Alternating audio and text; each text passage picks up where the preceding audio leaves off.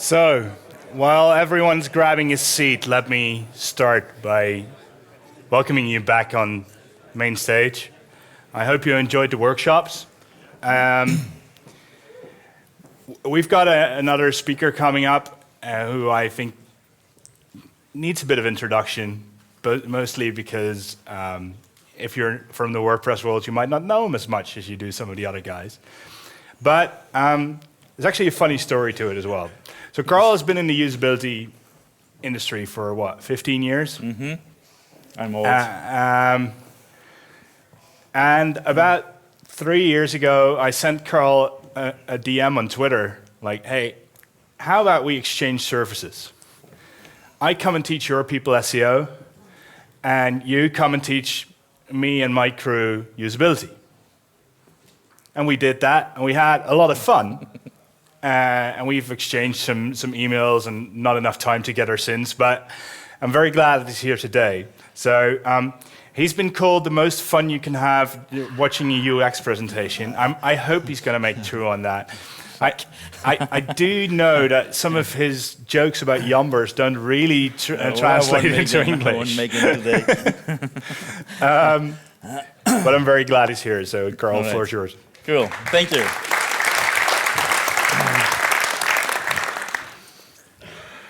The funniest man in UX, that's not true, I'm boring as hell. No, all right, let's start. So yes, I'm doing this since 2001, and every time I see that I think, oh, I'm getting old. But the big advantage is that we do have some clients, but unfortunately most of them don't allow me to talk about their cases. But luckily some of them do, and that's why I am able to talk to you about the growth hacking tips that work on every website. Well, at least that was the title that Yoast gave to my talk, because that doesn't exist. And that's the funny thing, some of those so-called best practices work on some websites, sometimes they don't do shit. But first, I have to make a confession.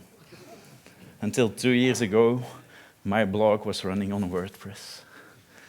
And then I merged my company website and my blog into one website. On Drupal. And I chose it because it's from a Belgian company in Dries. If you ever watch this, get your act together. What a shitty, lousy, fucking shitty interface is Drupal. Fuck off, guys. It's not as bad as you I regret it every day, and I hope that in a few weeks' time or a few months' time I will find someone who can make my website in WordPress again. Oh, I miss you, WordPress. Plenty of people here who could. Yeah. But back to my talk again. So most things I will talk about has to do with A/B testing. I don't know what your knowledge is, or there will be a short introduction on A/B testing, and then we will go to the parts where we have lots of cases. This is the old presentation, Yoast, not the new one. Is it the wrong one? Yeah. Seriously?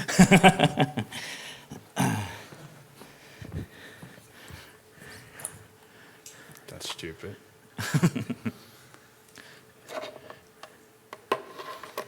Is it the old laptop or? No.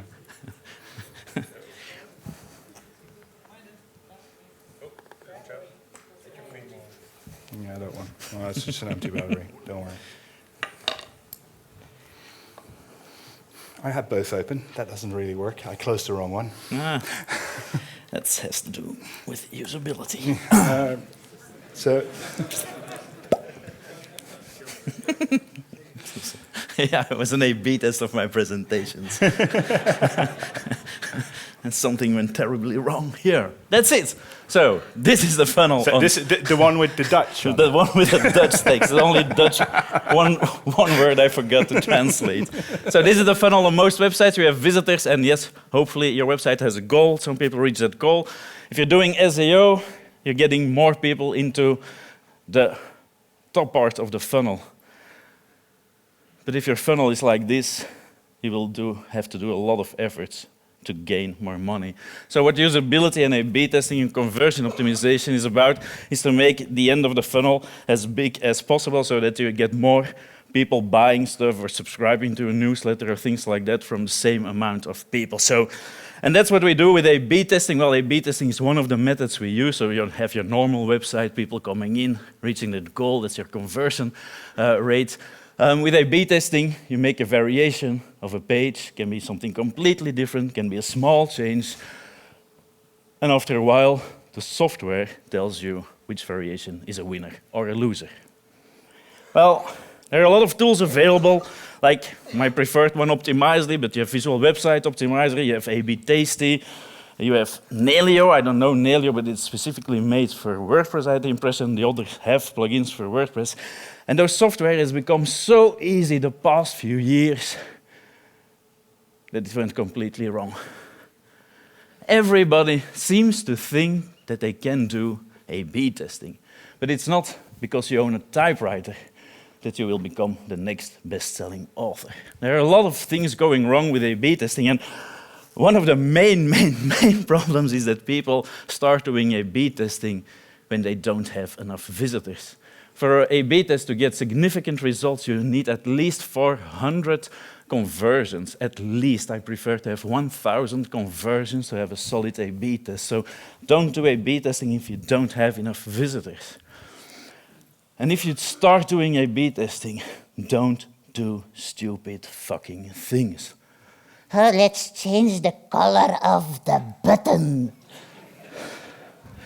Well, sometimes it will make a difference. If you have a shitty website, it will make a difference. But in most cases, it won't do a thing. Another mistake is, oh, let's test this and let's test that, and every idea that pops up in your head.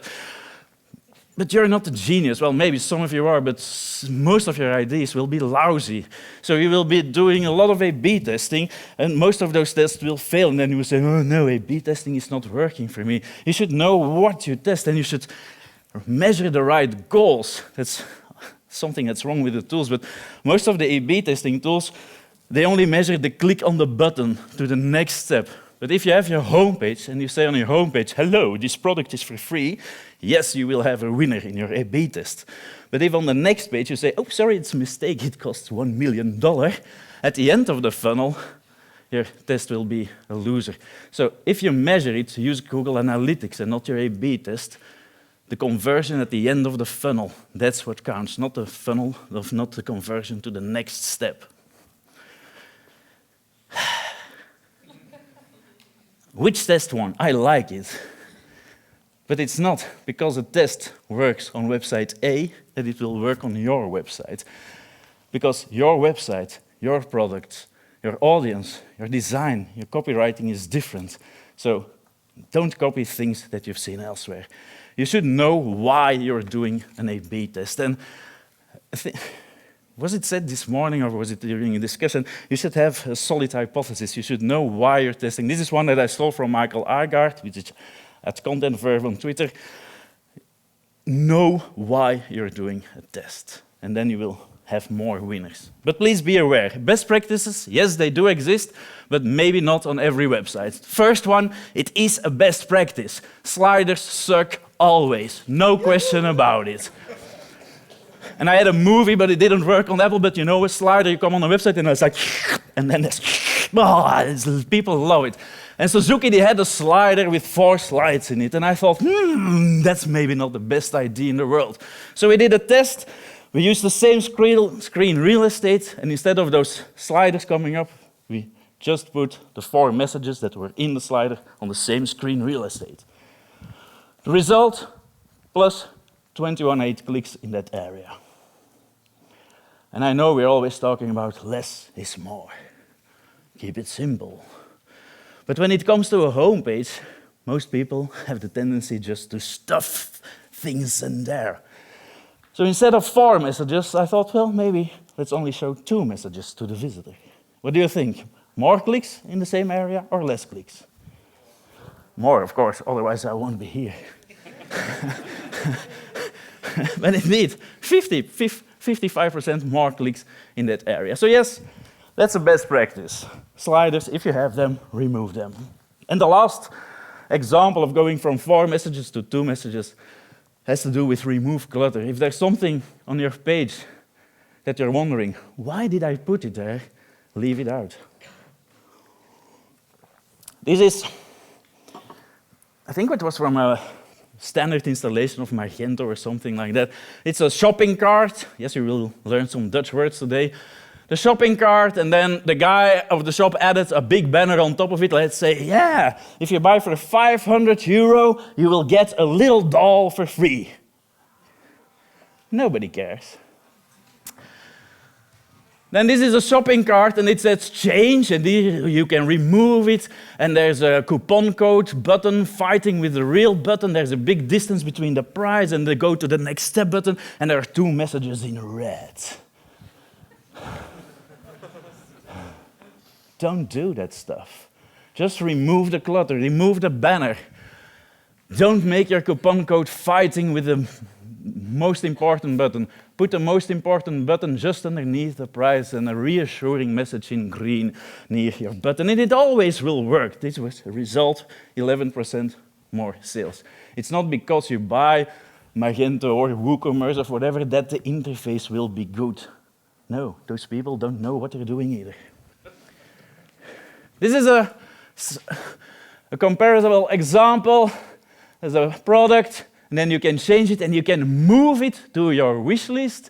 And then there's a red cross to delete it, because yes, that's what you want people to do. When they add something to the shopping cart, yes, please, put it out. That's why there's also a button called empty your shopping cart. Please don't give us your money. You have to feed your kids.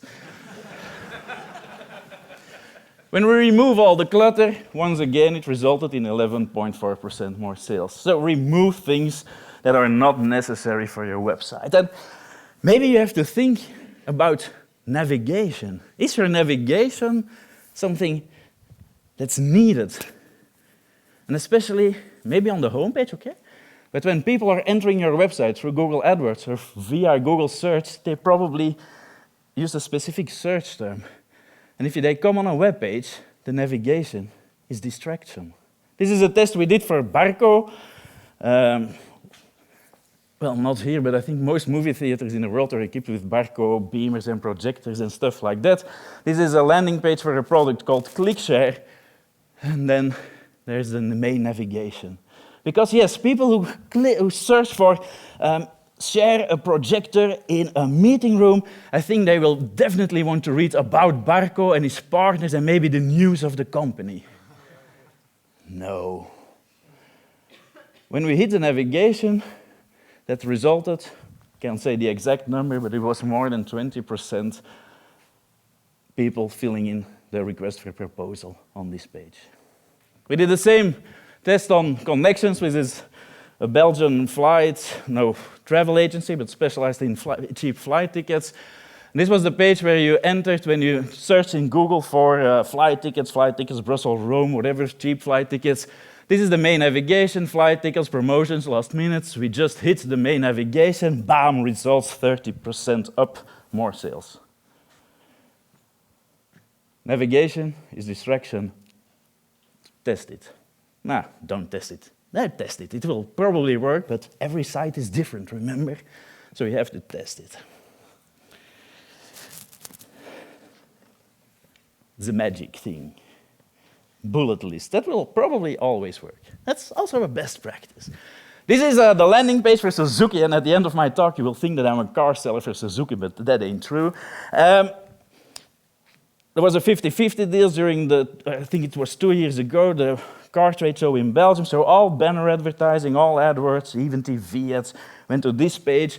You could pay 50% of your car now, 50% in 2 years' time, and these were the 3 models. And then Suzuki hired a copywriter, and the copywriter did what a copywriter likes to do. He wrote copy.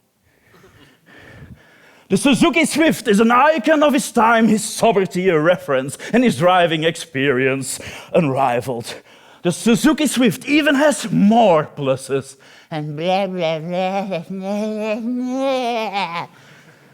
Sorry, Suzuki, if you're looking, I hope you will still want to talk on our event in 2 weeks' time. Hello, Annick. Fuck, I forget about this one. Suzuki is the only client that allows me, Karl, you can say everything about us, or show all our cases, but maybe not after this talk. Okay, back to this case. What do you want if there are 3 cars? What do you want to see? Price. Okay, the price is there. Differences, features, and what helps to make differences clearer? Ta-da! A bullet list. So we rewrote the text, and the result was 78% more people going from this landing page to a model page. But the copy is important. The bullet list helps, but there should be good text after your bullets. It always works. There's another blog article by Suzuki, and they wanted people to click on those links. If that's your main goal of your article, maybe you should hide them even more. No. We rewrote the text, bullet list, hoopla, 160% more clicks to a model, and at the end of the funnel, 76 more people asking for an offer, a test drive, downloading a brochure, and things like that. So yes, bullets do work, but take care of the copy. Another tip that, in theory, always works, put a reassuring message near your call to action, because whenever people want to click on something, there's some hesitation, like, ooh, am I sure that I want to buy this product? Am I sure I want this really? And you should put away, or you should take away that hesitation. This is the shopping blog on a detail page of a website selling homeopathic stuff. Okay, someone has to sell it. There are clients for that. And everything is there. There's the price. This message says free shipment from 60 euro onwards. This one says in stock / immediately deliverable. And we just played around with the ingredients that already were on this page. In variation 1, we always put the price next to the shopping, to the call to action. It always works. But we added the free shipment from 60 euro onwards underneath the button. In version 2, we said in stock, immediately deliverable underneath the button. What do you think? Would it make a difference or not? And which one? This one? This one. In this case, this one won. This one won. But that's a big difference. But it doesn't always work. The copy is important. This is an example also from Michael Agard, from a website called Join Betting Expert. Yes, we know, put a reassuring message near the call to action, and then he wrote a text, 100 privacy, we will never spam you. 20% less people now joining the website. Why? It's a negative word. Never and spam. And spam is people like, ooh, never spam. I don't believe them. They will probably try to spam you because why wouldn't they say they won't spam me? And bam, gone is your moment. Then Michael rewrote the copy saying, we guarantee 100 privacy. And whoopla, a 20% raise in conversion. So copy is important. And in all tests I've done, some of them, when we do layout changes, there are winners, but the biggest changes always have to do with copy. Copy, copy, copy.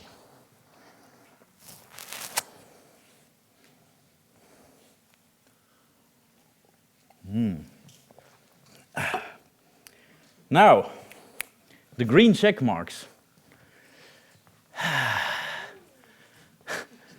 2 years ago, when I was at their office, I said, yeah, green check marks, it always works. Damn. Everybody is now using the green check marks, and it seems that it doesn't work anymore. This is an example from Online Dialogue, a Dutch usability conversion optimization company, and I love them to death. But I think they, together with the web psychologists, they pushed the green check mark myth. This is a test they did on a health insurance company, and they said, we rewrote the bullets and the USPs, but it didn't make a difference until we changed the black bullet with a green check mark. And then we had a big winner.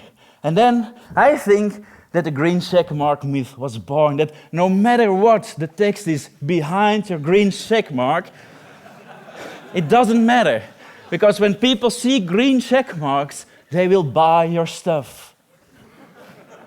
And I thought, yeah, that's cool. That makes my job so easy. So when I ended up with this one, I thought, what's missing? A green check mark. Let's add it. And pam, pam. Nothing. And I thought, 2.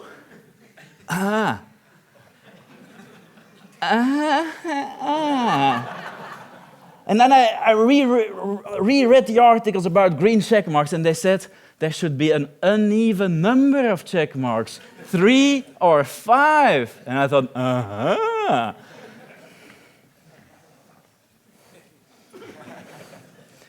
So, green checkmarks, it's not magic. Whoops, did I ruin it? No. Okay, another example, this is the Connections website. Pretty known with my generation, but the younger generations are not very aware of this brand. So when I saw this gray bar, I thought, oh, let's add some green check marks.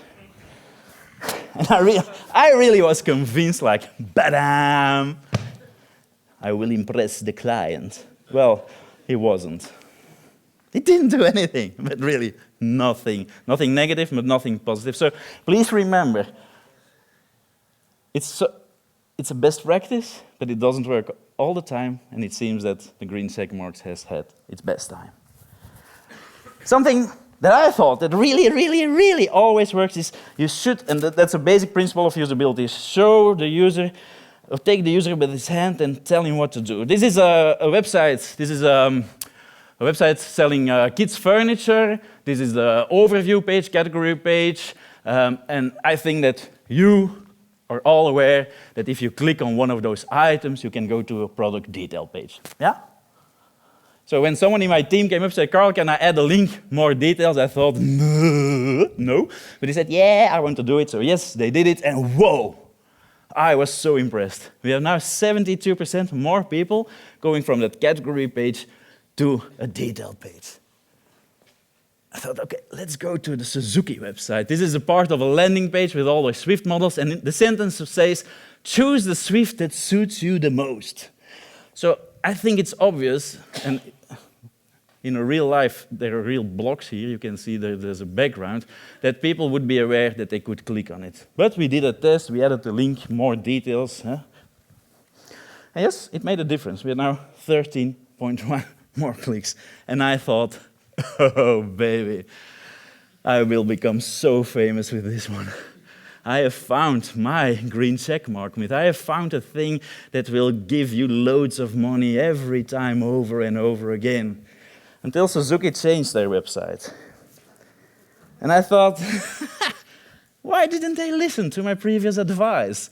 So the first A/B test we did was, okay, let's add the link, more info. Tinking! Nothing.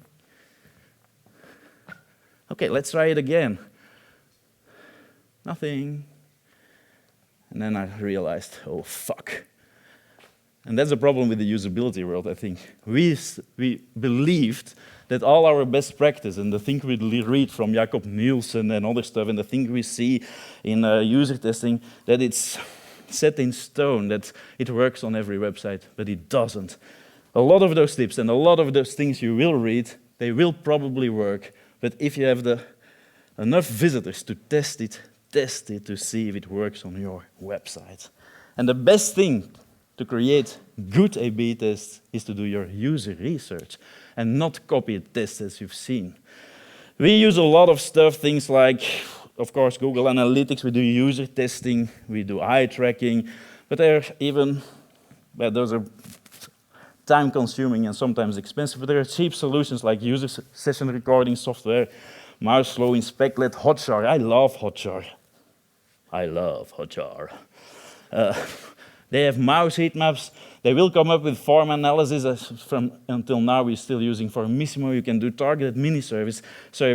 And the more you know about your visitors, how they behave on your website, the better you will be at improving your website. And maybe not do the A/B test, but just see what users do on your website, and especially what do they not do.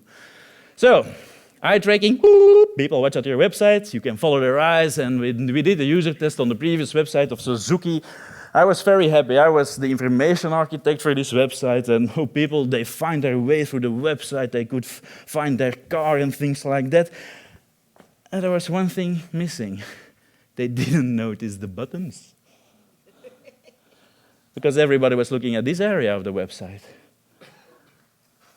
oh yeah, we had a social share button there. Because people like to share a Suzuki Swift on the website. In 1 year time, there were 6 people. 6. Anik, I bet it was you, your husband, and then the other people of the team of Suzuki that clicked on the like button to see if it still worked. So when we moved the buttons to the area that we thought, where we noticed that people were really looking at, there was a whopping increase of 45% more people clicking on the request for a quote button. And I know this is not very woohoo, innovative and special as a tip, but put your call to action where people see it.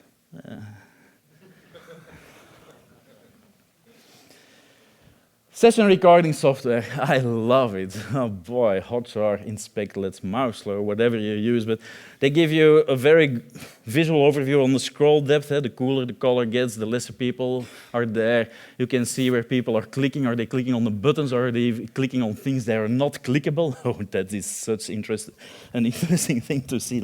And the first reaction is, why are those morons clicking on something that is not clickable? But the visitor is not a moron, you are the moron. Because otherwise they wouldn't click somewhere where they couldn't click.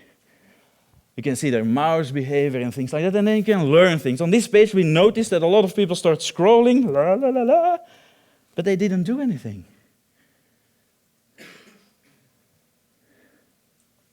Why? Because the fucking call to action is only on the top of the page. Just a simple thing, we repeat the call to action at the bottom of the page, whoopla! And that works on every website. You should do it. If you don't have a call to action at the bottom of the page, do it this evening. And send me 10% of your extra income. Yes, it will work. Do it on your blog posts too. Same website, okay, people scrolled, but not everybody scrolled. And this is something where design and usability are in conflict. But well, it's not about design, it's not about how beautiful your website is, it's about how many people click on things, how many income you generate with your website. And I know this is a lovely photo, and I love big photos on website, but in this case, you can see it. Big photo means that the content is pushed down on a page. Yoast, you should do something about the big header on your new websites. Sorry.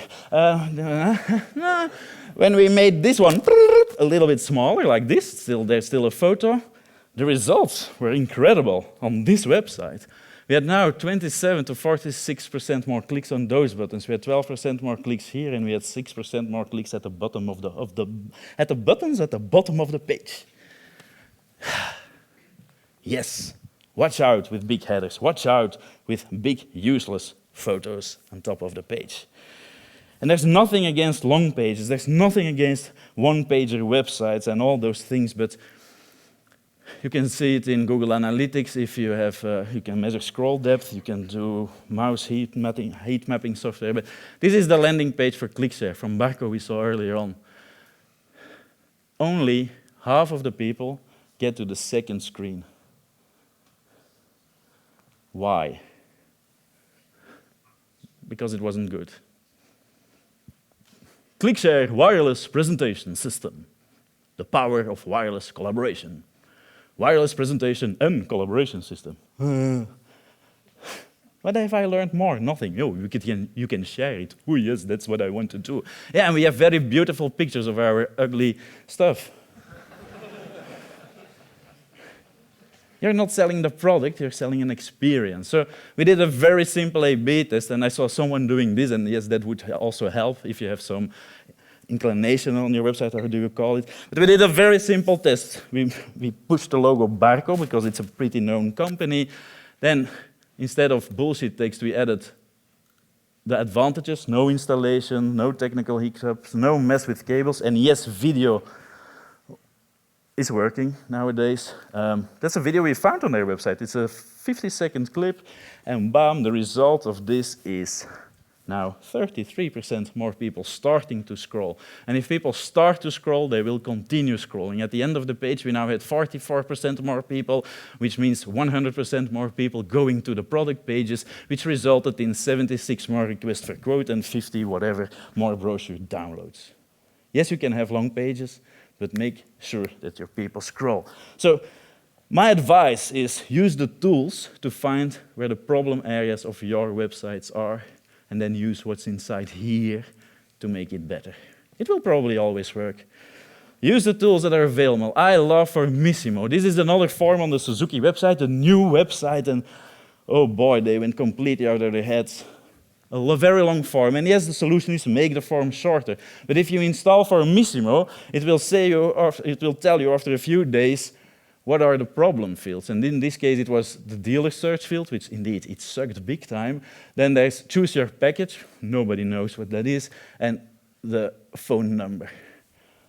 Based on that, we shortened the form, but we also attacked those difficult fields with the result that we have now 53% more people filling in that form. And that's what it's about. Not just, oh, let's change this, but know what you're doing. Another thing that you will learn from Formissimo is that people hesitate filling in some fields. Why would I want to give you my phone number? Why do I need to give you my street address if I want a request for quote? So we just added a little sentence. We only use your address to locate the nearest dealer. We will only phone you if we have questions with your request for offer. And just adding those, again, reassuring messages resulted in an increase of 35%. Look at Booking.com. They do this all the time. On the first page, there's an email address, and then, so we can send you your booking confirmation. Yeah. So, explain why you ask certain information, make the visitor as comfortable to give you his or her personal details. Just ask the user. I love this. Targeted service. You can do it with Clutter, you can do it with Hotjar, you can make your own stuff. This is a site selling the kids' furniture stuff. He had a slider on his homepage with 11 slides. Woohoo! Yeah, he was the winner in the club of sliders on the homepage.com. I think his content management system only allowed 11 because otherwise there would be 50. So we did a small survey on the website. This is now not how it looked, but we just asked, what is the purpose of your visit to our website today? What do you think? Are people coming to this website looking for a certain product or for a product category? Product category. How many people who has an e-commerce website have individual products on their homepage instead of product categories? Well, there's your next A/B test. Product categories will most of the time always work better, because the chance that someone is on your website for an individual product and just like, oh, coming in from the home, it's like, oh yeah, that's what I wanted. Now, 0. The chance, if those are your, in this case, the 6 most popular product categories, resulted in an increase of 180 more clicks and 75% more sales from people coming from the homepage. It's so easy, but you have to know your visitor, use your brain. This is the Koenig, same thing. Well, not the same thing. This is a manufacturer, not a seller. The manufacturer of doors, windows, terraces, and stuff like that. He had, of course, a homepage with a slider and then a stupid photo of a woman and another woman, like, yes, she's insulated very good.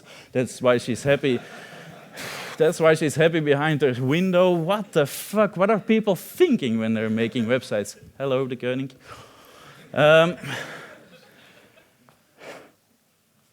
Same question. Why are you on our website, for God's sake? More than 50% said, I'm looking for a dealer. Where can I buy this stuff? Because it's a manufacturer. It's not a seller. So instead of just a button, find your dealer, we introduced it, the dealer search here. These are the product categories again, most popular product categories. And this increased the number of searches for the dealer with 23 times, more times. Know what your user wants. It's not important what you want with your website. Nobody cares. The visitor doesn't care. You have to know what your visitor wants. You have to ask him. One of the surveys I love the most is just on a product page. Ask them, why do you want to buy this product? Or one of the things I love is just when somebody buys a product and before they see, hello, thank you with your order, we just ask them, what was your main motivation to buy this product? And was there something that almost made you hesitate to buy it? The things you learn from those two questions are like, That's like interesting. So, yeah, this works. Integrate first steps of interactions. Okay, when you buy a car, what is important for you when you buy a car besides how it looks? Price. Color. That's how it looks. Yeah, fuel, petrol or fuel. What is it?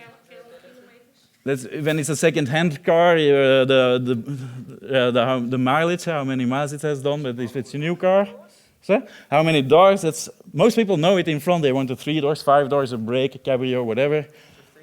Shifting, manual, or... Yeah, diesel, those are the things. So people will probably not be happy with this page. This is what Suzuki did. That's okay, like consumption. In Belgium, pretty important in that time area because I think 70% of cars in Belgium are owned by companies, and then the taxes depended on the carbon dioxide emissions, and of course the price. But we added more stuff, and it made the page uglier, like blah, uglier. But it resulted in more people clicking to the next page, and I'm not allowed, this one, they don't allow me to tell. But there was a whopping increase in conversions at the end of the funnel, because people can make a better decision here on what is the car that suits me or fits me the best. So yes, make it easy for people to compare stuff, to choose stuff on those overview pages. And the last thing, I can't stress it more, just ask your user. This was a company, it still is a company selling car parts, and they had a okay page with images, and you can enlarge them, and they had the magic green bullets. Of course, they had stupid share buttons and stuff like that, but the landing page was okay. And I don't know shit about car parts. So we just asked those two questions. What convinced you the most? Was there something that made you hesitate? And based on that, we completely rewrote the page. And yes, it had a result. And that's what you need to do. Know your visitor. Know what your clients want. And yes, you will get filthy rich. Or maybe just earn a little bit more than now. Alrighty.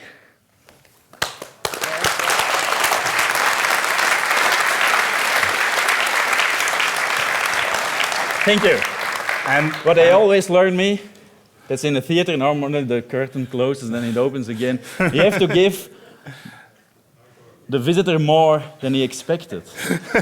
That's also true on your website. So I have a free bonus tip, and it's all about me. Get my free ebook. Now, you only have, it's not working on Mac. Normally this is like ping, ping, ping, counting down. But there's an ebook, there's a blog. There will be the ebook has been there for like 2 years. Yeah. If you go to SlideShare/AG Consult, there will be a lot of my presentations. And they killed the screen because, yeah, they don't like your... Voila. Thanks, Karl. That was really good. Your timing is actually pretty good. I know. So we've got time for like 1 or 2 questions before we go to have a short break. So, any questions? Yes. You mentioned 400 conversions before you could start testing A/B. In what time frame is that? Well, there's nothing like a magic number. So on some websites you will read something that you need at least 100 in every variation. So that's 200 conversions. If your test takes longer than 4 weeks, there are too many other factors that are possible. What normally A/B testing people or CRO people will tell you is see that you have enough conversions, and the test should at least run for 2 business cycles. What you know is a business cycle can be 1 week or 2 weeks. If you have 400 conversions in a weekend, don't stop your test after the weekend, because a weekend is something else as a business day. So at least 1 week, I prefer 2 weeks, but normally it's a business cycle that you should. Optimizely has solved that problem. They have. Well, it's not funny to see if you're using Optimizely, but you will have less winners in Optimizely. Visual Website Optimizer is known for declaring a winner too soon. just have patience. Yeah, actually, Mariko wrote a post on that like a couple of years ago, looking at the math of how that works. And There are some websites where you can do your calculation and predictions. Yeah, if your conversion is very low, and if you're going from a 1% conversion to 20%, well, that's pretty clear. But if you have a 4.3 conversion and you lift it to 4.7, you will take, well, then you need thousands and thousands conversions before you have statistically significance over there. So it depends. I know it's most usability people should have a T-shirt like "It depends." That's the problem with our business. We want to give you straight answers, but yeah, it depends. It's sort of like SEO. Yeah. Yeah. All right. One more question in the back. The risk of asking the same as what Jess asked, because I didn't. Oh, Okay, sorry. he asked how many conversions, for how long does a test need to run? Yeah, well, in the beginning you said you needed at least 400 conversions, preferably 1,000 for an A/B test. Yeah. But if you use like the Hotjar and you want to use the eye tracker, Yeah. how many Well, Hotjar. do you need for representative? Also. So let It me depends, repeat the but- question quickly. Yeah, okay. He's asking for creating the mouse heat maps and things like that for Hotjar. How many visitors do you need there? Well, it's purely based on visitors. I think that Hotjar is pretty safe itself that it needs 1,000 visitors because that's the standard number of recordings it does. After 1,000, it stops and you have to push the button again. So 1,000 recordings. But on most heat maps, you see results, if very clear results are after 350 to 400 visitors, you see patterns. And what all this stuff is about is patterns of what's your average. I know that the average user doesn't exist, but patterns of your average user. You can, if I would have more time, I would elaborate more on A/B testing, because sometimes you see a difference from someone coming into your homepage, someone who's coming in from AdWords and stuff like that. But for the surveys, for example, well, every answer is a good answer. If you want statistically results, once again, you need about 300 people responding. But for the one we did, for the last example, what convinced you the most and what hesitates you the most, sometimes we have websites where we only have 50 answers, but if 20 or 30 of them are about the same thing, you know that's the most important thing, and then you can put that on top of your page or rewrite your copy, rewrite your headlines and stuff like that. So every input is good input. All right? Okay, thanks everyone. We're going for a break, and then we'll come back for Chris and some final words. All right, thanks.